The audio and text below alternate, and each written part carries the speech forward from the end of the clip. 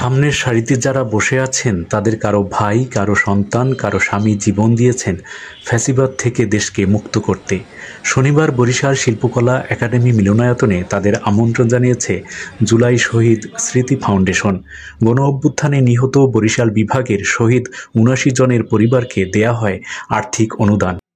৭৯টি পরিবার ৫ লক্ষ টাকা করে চেক প্রদান করা হয়েছে। বরিশাল বিভাগের ৭৯ জন শহীদ পরিবার যাদের গ্রামের বাড়ি বরিশাল বিভাগে ছিল তাদের পুরো বরিশাল বিভাগের শহীদ পরিবার রয়েছে, তাদেরকে আমাদের ফাউন্ডেশনের পক্ষ থেকে আর্থিক সহযোগিতার যে চেকটি হস্তান্তর করতে এসেছি।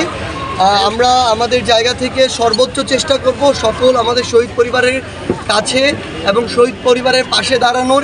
শুধু এককালীন অনুদান নয়, পর্যায়ক্রমে শহীদ পরিবারের পুনর্বাসনের কার্যক্রমও শুরু করা হবে।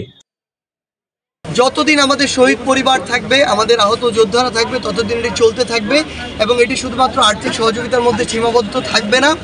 আমাদের পুনর্বাসন প্রক্রিয়া, শহীদ পরিবার থেকে অন্তত একজনের চাকরি দেওয়ার ব্যবস্থা কিংবা আর্থিক সহযোগিতা কিংবা সম্মানী ভাতা থেকে শুরু করে যেই পুনর্বাসনের প্রয়োজন হোক না কেন, যে কোনো যৌক্তিক দাবিতে আমরা সব সময় আজীবন আমাদের পক্ষ থেকে, ফাউন্ডেশনের পক্ষ থেকে সর্বোচ্চ সহযোগিতা করার চেষ্টা করব। ধন্যবাদ।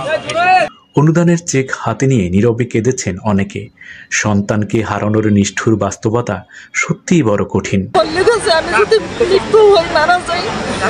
আমি ডাক্তার শহীদ, কিন্তু এত বেলার দেওয়ার দিয়েছে, কিন্তু বেলাটা শরীরে রাখতে পারে না। আমার ছেলে যে শহীদ হয়েছে, এত বড় একটা কিডনি ভালাই দিয়েছে, তারপর আমার ছেলের চোখে এক ফোঁটা পানি এসে না, সে বীর হয়ে এই দুনিয়া থেকে গেছে। তারপরও কিন্তু এক যে মৃত্যু বা এক সব জায়গায় সবাই কিন্তু একটা নাম বা সবাই কিছু ওদের তো নেটই বন্ধ ছিল যে ওরা ওদের কিছু দেখাইবে বা কিছু বল।